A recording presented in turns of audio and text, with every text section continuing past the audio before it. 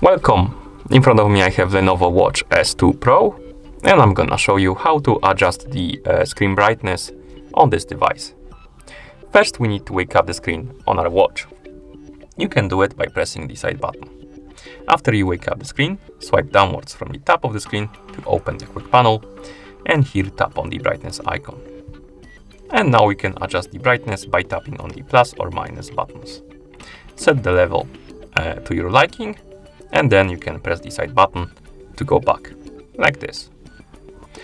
You can also adjust the brightness through settings, so you can swipe right on the screen to open the menu, scroll down, tap on the settings icon, here tap on brightness or bright, and again you can adjust the brightness by tapping on the plus and minus buttons. And once you're done, you can press the side button to go back, like this. And that's how you adjust the screen brightness on this device. Thank you for watching. If you found this video helpful, please consider subscribing to our channel and leaving the like on the video.